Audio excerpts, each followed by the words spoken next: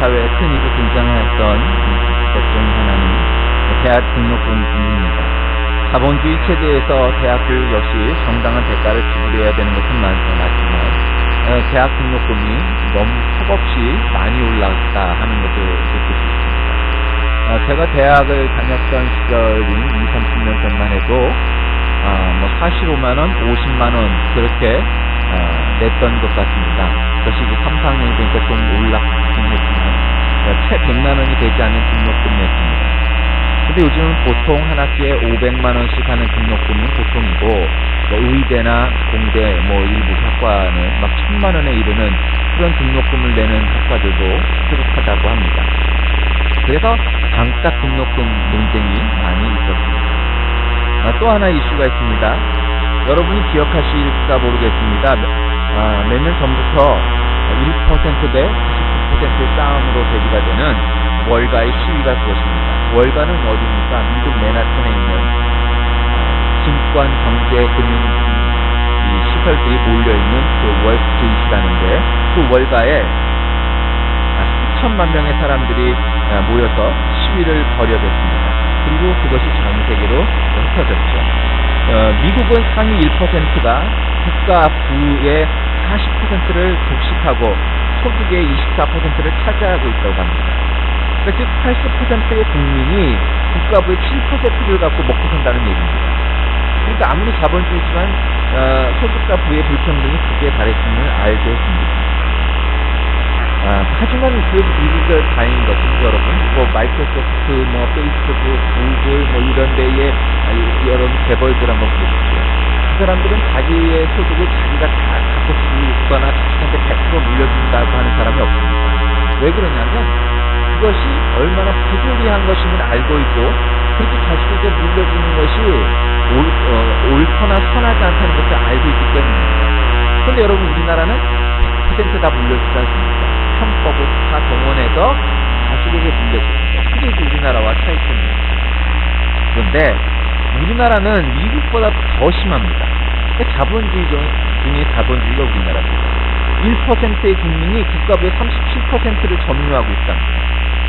가계는 880조 원에 이르는 빚으로 숨쉬기도 어려울 지경인데 국내 은행들은 가만히 앉아서 예대 마진으로 20조 원에 이르는 순익을 거두고 있답니다.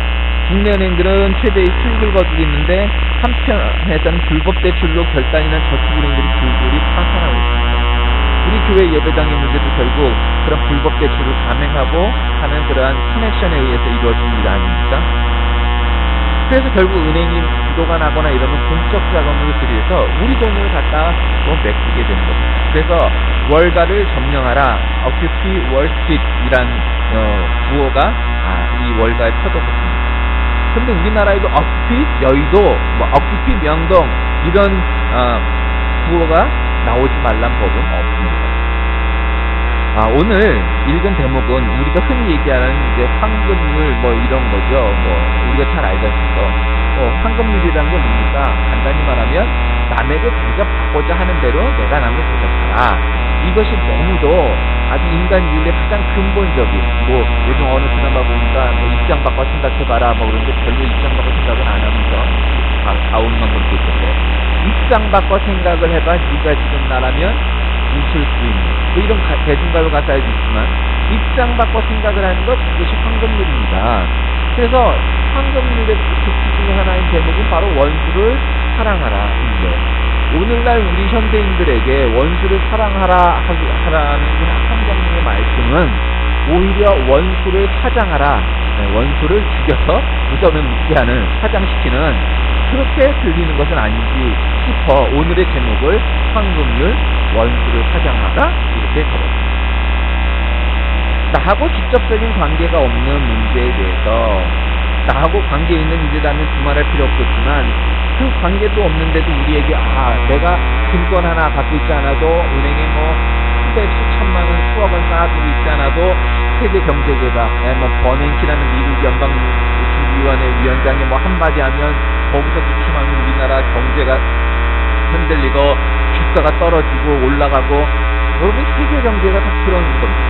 나비 효과니 뭐니 말하기 이전에 이제는 지구촌이라는 그런 한 묶음으로 묶어져 있어서 미국이나 뭐 일본이나 중국이나 유럽이나 이렇게 큰 경제 공동체들이 뭐 그냥 재채기 한번 하면 우리나라에 직접적인 영향을 주는 거, 뭐 며칠이 걸리는 게 아니고 그냥 바로 그냥 당일로 영향을 주는 것이 오늘날의 시대입니다. 되게 억울한 피해를 입으면 당한 만큼 돌려주고 싶은 게 인간의 마음이죠. 그래서 눈에는 눈, 이에는 이, 함무라비 법전이 그렇게 있다고 하죠. 뭐 성경에도 뭐 비슷한 이야기를 역설적으로 표현하는 내용도 있습니다. 근데 이 함무라비 법전의 이야기를 동해보복형이라고 말합니다. 왜? 같을 동자에 그다음에 해자, 그러니까 해를 같이 입히는 겁니다. 이를테면 내 눈 하나를 남이 다치게 했으면 나도 그놈 눈 하나를 다치게 하는 겁니다. 내 손모가지가 잘렸으면 그놈 손모가지를 자르게 하는, 그게 동해보복형입니다.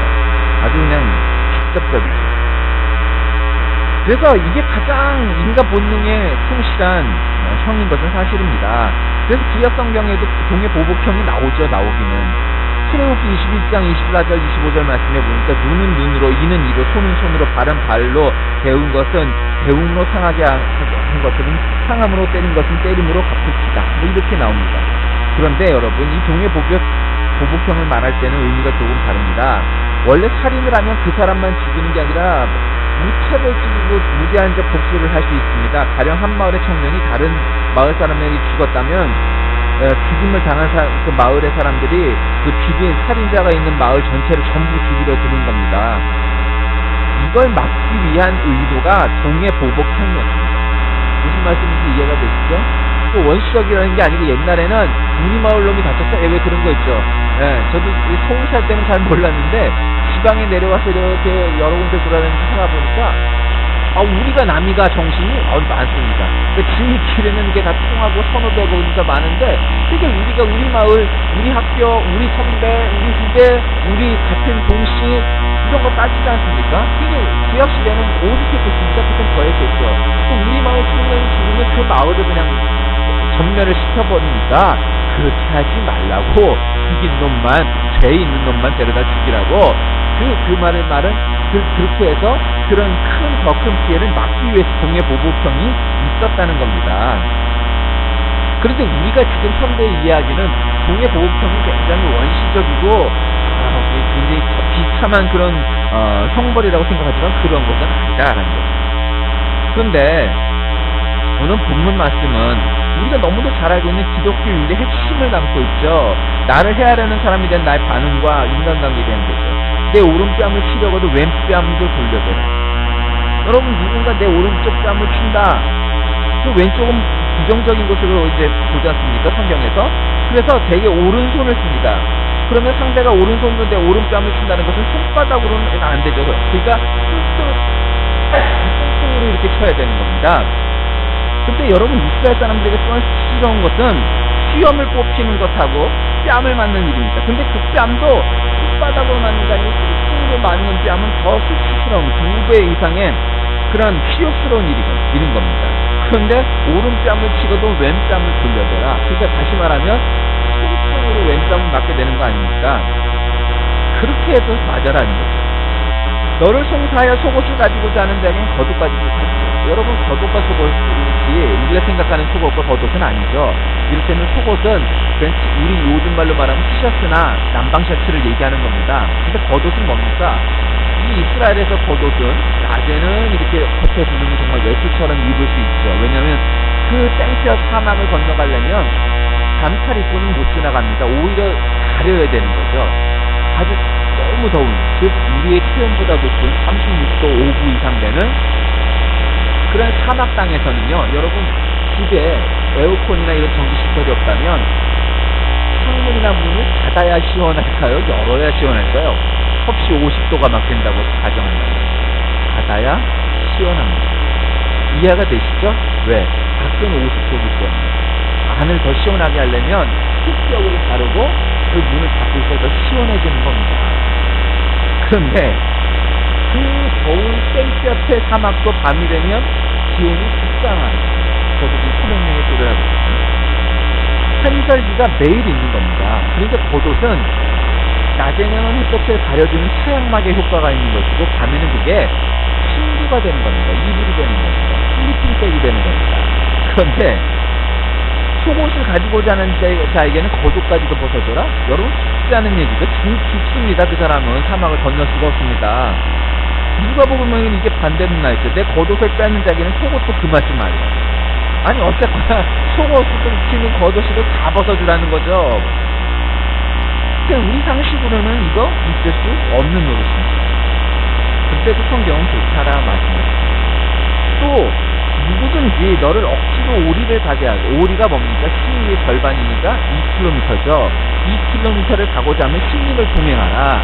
누가 길 좀 가르쳐 주세요. 그러면 상냥하게 가르쳐 주는 사람도 참 친절한 건데, 거기서 모자라 그 사람을 데리고 거기까지 모셔다 드리는 건 정말 친절한 사람이죠. 그런데 여러분 2km를 걸어서 가는 것도 친절할 일인데 2km 가자니까 14km를 데리고 가라 이겁니다. 뭐 단순히 이게 길 안내만을 의미하는 말이겠습니까? 로마 수비대는 유대인들에게 길 안내자나 길 운반조, 쉐르파 같은 그런 일들을 요구할 수 있는 권리가 주어져 있습니다. 마태복음 27장 32절에도 예수님의 십자가를 구레네 사람 시몬에게 대신 지게 하지 하는 제목이 나오지 않습니까? 우리 같으면 나 못해, 내가 왜 저걸 들어요, 이 양반이 그냥 미쳤나, 뭐 이럴 수 있을 텐데, 당시 로마의 법에는 로마 군인이 그렇게 공권력을 이용해서 네가 매 하면은 해야 되는 겁니다. 그걸 거부할 권리가 없는 겁니다. 그런데 거기 힘 있는 사람이 개인적인 일로 그런 요구를 할 경우 누구라도 거절하고 싶지요. 그런데 주님은 말씀하십니다. 너로 억지로 오리를 가게 하려고 하는 사람이 있다면 10리를 동행해라. 여러분 지금 세 가지 경우 모두 다 악한 의도를 가지고 우리를 힘들게 하는, 그런 나쁜 의도를 갖고 있는 경우입니다. 얼마든지 만날 수 있는 일이죠. 예수님은 이 세 가지 공통적인 특징을 악한 자라는 단어로 표현하고 있습니다. 악한 자. 그러면서 악한 자가 너를 공격하고 해를 끼치려 할 때 이렇게 하라고 명하십니다. 어떻게? 악한 자를 대적지 말라. 여러분 어떻게 악한 자를 대적지 않겠습니까? 스님들이 뻗치는데. 그런데 성경은 그렇게 말씀하십니다. 그러니까 뭔가 좀 반기독교적인 틈을 잡으려고 하는 사람들은 기독교가 약자의 종교임에 뭐네 니체를 포함해서 그런 철학자나 무신론자들 적그리스도자들 이런 사람들이 다 그렇게 얘기하죠.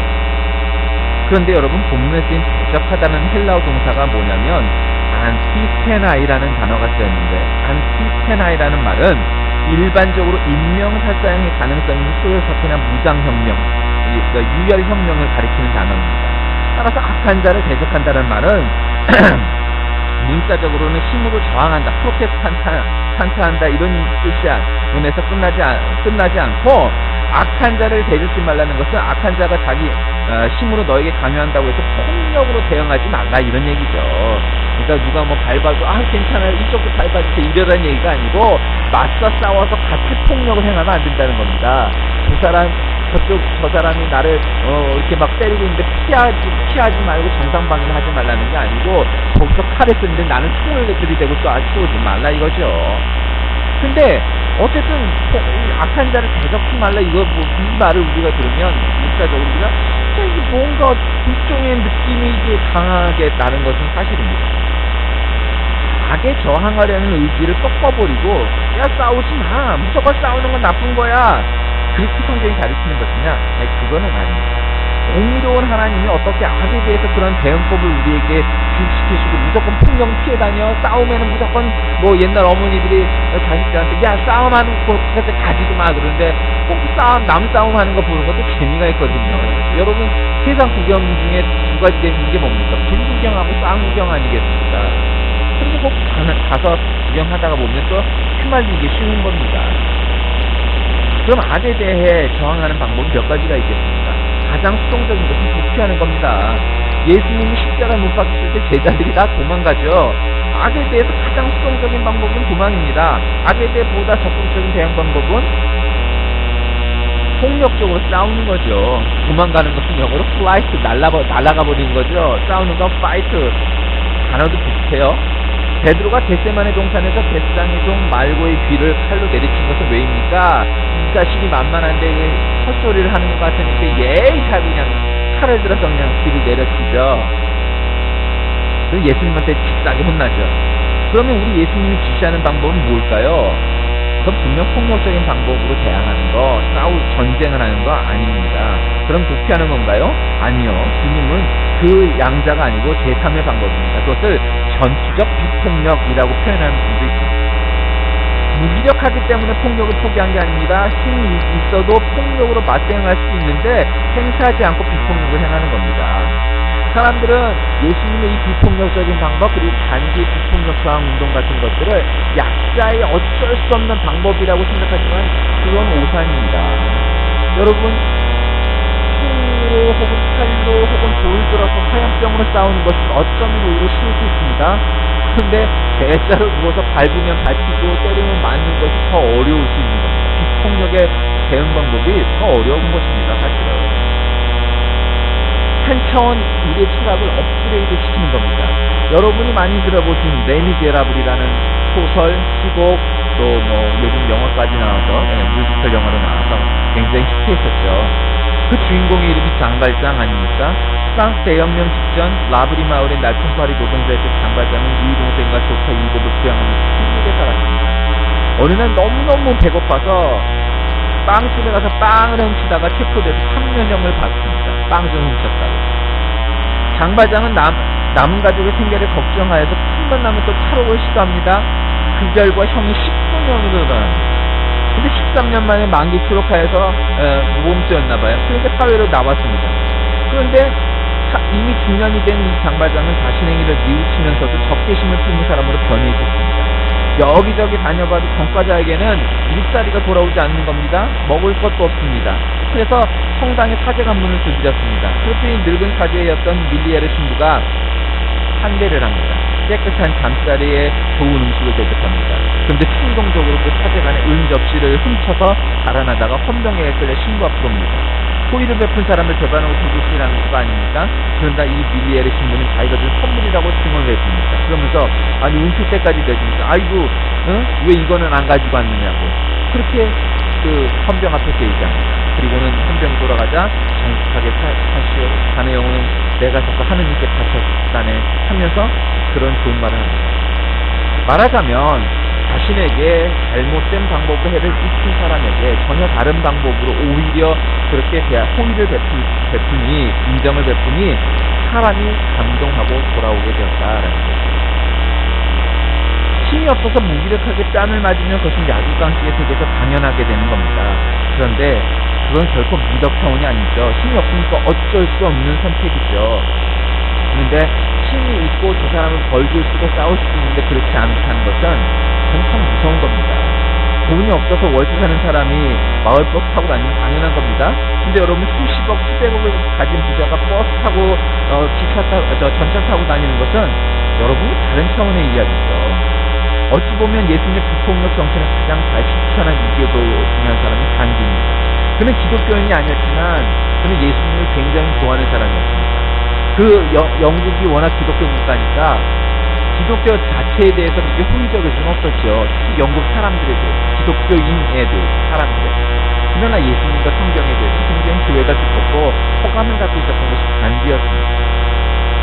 그런데 그 예수님의 비폭력에 감동을 받아서 인도로 비폭력하고 사랑을 뜻하는 나라가 아힘사인데 그는 아힘사 운동을 펼쳤죠. 그래서 결국 그는 그를 통하여서 그의 제자이자 친구였던 네루가 초대 총리가 되고 인도가 해방되는 그런 일을 벌인 아주 정말 인도의 국수 같은 사람이 되었죠.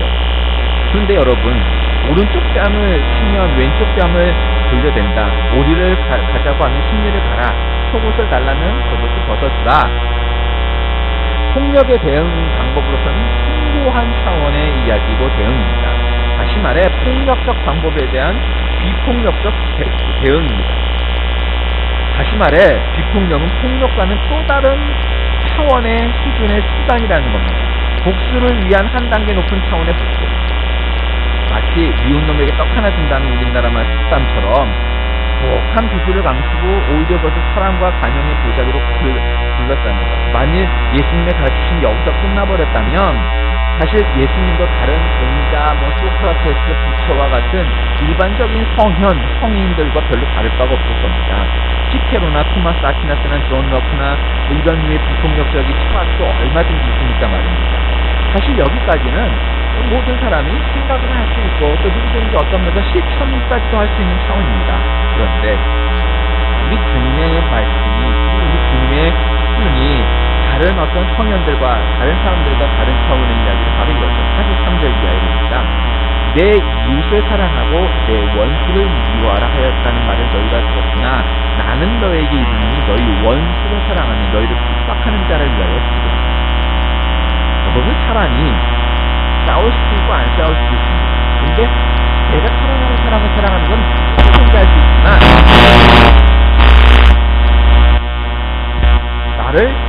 나에게 원수 같은 존재를 사랑하고 그를 위해서 기도하는 것 쉽지 않은 이야기입니다. 이게 참으로 무서운 말씀이고 참으로 부담되는 말씀입니다. 악한 사람이 우리를 막 대적하려고 하고 괴롭히고 있는데 보복을 하기는커녕 오히려 우리가 그를 사랑으로 감싸서 나는 주의 이름으로 사랑합니다. 기도합시다. 그리고 여러분, 그게 쉬운 얘기겠냐 이거죠. 다른 차원이죠. 차차원적인 이야기죠. 품격 있는 복수죠. 왼뺨을 돌려대고 겉옷을 주고 승리를 가고 단순히 폭력에 대한 비폭력적 방법으로 끝나고 이런 게 아니고 단순한 복수극이 아니고 예수님은 악으로 나를 대하는 사람을 사랑하라는 거죠. 원수를 사랑. 그를 저주하는 것이 아니라 그를 위해 기도하라. 왜요? 45절 이하의 하반절에 보니까 하나님이 그 해악을 악인과 선인에게 비추게 하시며 이를 의로운 자와 불의한 자에게 내리십니다. 지금까지 본문은 악인과 그에 의해 피해를 당하는 사람이라는 이분법이 계속 지배했습니다. 모든 종교와 돌로 논리도 거의 이원론적이죠. 선인과 악인, 악마와 천사 이런 식이죠. 근데 그 결과 어느새 우리들은 사람을 가르는 것에 익숙해집니다. 이분법적 사고를 하고 있는 거죠. 나를 사랑하는 사람하고는 친하게 지내고 나를 좋아하지 않는 사람하고는 미워하고 싫어하고 경멸하는 거죠. 그런 게 우리 사람들에게는 누구나 어느 정도는 다 있습니다. 그런 견고한 성벽을 쌓아가고 담벼락을 쌓아주고 살아갑니다. 그런데 겉으로는 그래서 평화가 흐르는 듯 싶지만 내 마음은 상대를 향해 전쟁을 치를 준비를 언제나 하고 있는 겁니다. 그 보이색이 안 나와서 그런 거죠. 그러면 우리 안에 진정한 어떤 사랑 혹은 진정한 일치 이런 게 없나요? 모든 것은 그저 가장되고 꾸며낸 그런 가장된 평화에 불과한 것입니까? 우리 주님 바로 그것을 지적하고 꿰뚫어 보고 계신 겁니다. 아니다. 네가 믿는 하나님은 그런 분이 아니다. 그분 안에는 원초적인 분리가 없다. 그분이 온전하신 분인데 그래서 악인에게도 선한이에게도 동일한 태양을 주시고 동일한 비를 내려주시는데 악인이 돌아오기를 고대하고 계시는데 네가 내 자녀인 네가 그 악하라고 해서 악한 사람에게 해를 끼치고 폭력으로 대하고 그를 그렇게 하면은 그가 돌아오겠느냐? 그렇지 않다. 왜 하나님을 믿으면서 영구불변 변하지 않는 마음의 선을 구워놓고 살아가느냐? 그건 하나님의 자녀, 하나님의 사람의 적당한 방법이 아니라 하늘 아버지 아들과 딸 되는 게 참 힘들지요. 우리가 선과 악을 구분하지 말라는 게 아닙니다. 그것은 있습니다. 그리고 철저히 구분해야 되겠죠. 그러나 악에 대하여 우리가 폭력적으로 무력적으로 그에게 해를 끼치고 폭력으로 똑같이 대응하는 것은 그건 그들과 똑같은 차원의 이야기가 되는 겁니다. 요즘은 고등학교만 나와도 먹고 사는 게 지장 없이 사는 사람도 있고 차도 2,000cc 개나 소나 다 몰고 다니고 아파트도 웬만하면 40평 이상도 다 살고 이러니까 막 교만해진 사람들이 얼마나 세상에 많습니다. 내가 학력이 좀 모자라도 그런 사람들이 있고 우리 집안이 어때도 관계없어. 못생겼어도 무식해도 막 떵떵거리고 사는 것처럼 생각을 합니다. 얼마나 교만하고 거만하는 사람들이 많은데요. 우리나라 평균 학력이 대졸 이상이 되는데도 그게 못 미쳐도 돈만 있으면 그 돈 있으면 얼마나 거만한지 무슨 귀족된 것처럼 오늘날의 귀족이 없나요? 있죠. 왜 없어요? 가진 놈은 귀족이죠. 그래요. 사람들 우습게 여기고 이러는 거죠. 그런데 그러한 놈들까지도 그러한 자들까지도 그렇게 대해서는 안 된다 이거죠. 나를 못 잡아서 안달이고 막 말도 안 되는 거 우기고 나를 헤아려 하고 아는 악한 무리들이 있습니다. 아이고 참 꼴 같지도 않죠. 미워 죽겠죠. 아이고 저 싸가지 없는 걸 그냥 하나님이 그냥 하늘에서 이 천둥번개로 확 내서 한 방에 그냥 저 자식을 그냥 데려가셨으면 그렇게 그런 싶은 사람 왜 없겠습니까? 그런데 주님이 말씀하시죠. 아가라 힘들지만 청하라. 네가 하나님을 아버지라고 부른다면 그분이 하지 않는 주께서는 왜 네가 품고 있다니? 하나님이 너를 판단하지 않으시고 네가 죄를 지어도 참고 계시고 기다려주시는데 너는 왜 그렇게 안 산다니? 그런 말씀입니다. 네가 정말 하나님을 믿는 사람이라면 순간순간 열이 나고 승질이 나고 뒤집어지고 화가 날지라도 그렇게 똑같이 폭력으로 살아서는 안 된다 하는 거죠. 우리 하늘 아버지가 온전하신 것처럼 너도 온전하기를 힘쓰라.